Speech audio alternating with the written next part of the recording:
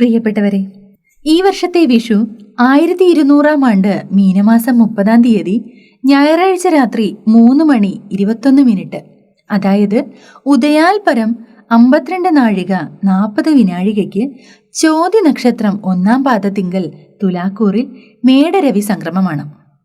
ഈ വർഷത്തെ വിഷുബലം നിങ്ങൾക്ക് എപ്രകാരമായിരിക്കുമെന്ന് പാരമ്പര്യ ജ്യോതിഷ ഗണിത രീതിയിൽ ഗ്രഹനിലയെ അടിസ്ഥാനപ്പെടുത്തി ഏറ്റവും നൂതനമായ രീതിയിൽ വ്യത്യസ്ത മേഖലകളിലുള്ള വ്യക്തികളുടെ ആയിരക്കണക്കിന് ഗ്രഹനിലകളെ മുൻനിർത്തി ഏറ്റവും കൃത്യമായ രീതിയിൽ അവതരിപ്പിക്കുവാനാണ് ശ്രമിക്കുന്നത്.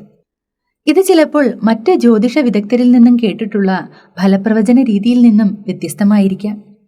പക്ഷേ ഈ വിഷുഫലം മറ്റേത് പ്രവചനത്തെക്കാളും മികച്ചതാക്കാൻ ഞാൻ ഈശ്വരീയമായ എല്ലാ പ്രാർത്ഥനകളോടും കൂടിയാണ് ഇത് നിങ്ങൾക്ക് മുന്നിൽ സമർപ്പിക്കുന്നത്. ഈ വീഡിയോ ഇഷ്ടമാവുകയാണെങ്കിൽ ഈ വീഡിയോ ഒന്ന് ലൈക്ക് ചെയ്യാനും ഷെയർ ചെയ്ത് ചാനൽ ഒന്ന് സബ്സ്ക്രൈബ് ചെയ്യാൻ കൂടി മറക്കാതിരിക്കുക. ഇന്നത്തെ വിഷുഫലം കർക്കിടക കൂറുകാരുടേതാണ്. പുണർദത്തിന്റെ അവസാന കാൽഭാഗവും പൂയവും ആയില്യവും ചേർന്നതാണ് കർക്കിടകക്കൂറ്. കർക്കിടകക്കൂറുകാരുടെ ഇത്തവണത്തെ വിഷുഫലം പ്രായേണ അത്ര കണ്ട് ഗുണകരമല്ല എന്നിരിക്കലും ഇടവിട്ട് ഭാഗ്യാനുഭവങ്ങൾ ഉണ്ടായി വരുന്നതാണ്. ചിലപ്പോൾ മറ്റുള്ളവരുടെ താളത്തിനൊത്ത് സ്വന്തം ജീവിതം നീക്കേണ്ടതായിട്ടുള്ള അവസ്ഥ വന്നു ചേരാൻ സാധ്യതയുണ്ട്. സാമ്പത്തിക രംഗത്തുണ്ടായി വരുന്ന മാന്ദ്യതയ്ക്ക് ഒരളവ് വരെ പരിഹാരം കണ്ടെത്തുവാൻ ഈ വർഷം സാധിക്കുന്നതാണ്. തെറ്റായ രീതിയിലുള്ള ധനവിനിയോഗം മൂലം ധനനഷ്ടത്തിന് സാധ്യത കാണുന്നു.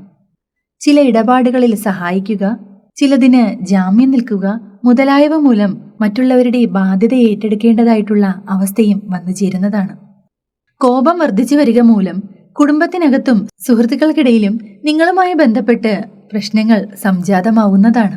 കോപത്തെ അടക്കി ജീവിതം സന്തോഷപൂർണമാക്കുന്നതിന് മെഡിറ്റേഷൻ, യോഗ മുതലായവ ശീലമാക്കുന്നതും നല്ലതാണ്. പഴയ സുഹൃത്തുക്കൾ വഴി തൊഴിൽപരമായ നേട്ടങ്ങൾ ഉണ്ടായി വരുന്നതാണ്. പുണ്യസ്ഥലങ്ങൾ സന്ദർശിക്കുവാനും വളരെ കാലമായി ആഗ്രഹിച്ചിരുന്ന ദൂരദേശ യാത്രകൾ നടത്തുവാനും ഈ വർഷം അവസരം അനുകൂലമാണ്. ചില ആരോപണങ്ങൾക്ക് വിധേയരാകാനും ഏറ്റെടുത്ത കർമ്മങ്ങൾ കുറച്ച് വൈകിട്ടാണെങ്കിലും നടപ്പിൽ വരുത്തുന്നതിനും അവസരമുണ്ടായി വരുന്നതാണ്.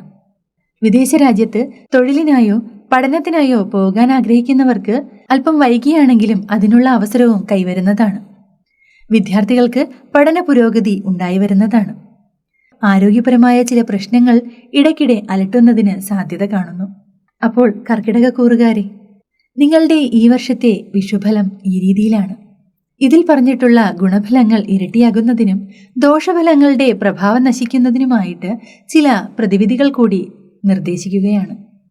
സുബ്രഹ്മണ്യ ക്ഷേത്രത്തിൽ പഞ്ചാമൃതം അഭിഷേകം ചെയ്യുന്നതും ഹനുമാന് അവൽ നിവേദിക്കുന്നതും ശ്രീരാമക്ഷേത്രത്തിൽ പാൽപായസം കഴിപ്പിക്കുന്നതും നവഗ്രഹ പൂജ കഴിക്കുന്നതും ശാസ്താവിന് നീരാഞ്ജനം കഴിപ്പിക്കുന്നതും അരവണ നിവേദിക്കുന്നതും സർപ്പങ്ങൾക്ക് 100 പാലും നൽകുകയും ദേവീക്ഷേത്രത്തിൽ കുങ്കുമാഭിഷേകം നടത്തുന്നതും തെച്ചിപ്പൂക്കൾ കൊണ്ടുള്ള ഹാരം സമർപ്പിക്കുന്നതും ഗുണകരമാകുന്നു.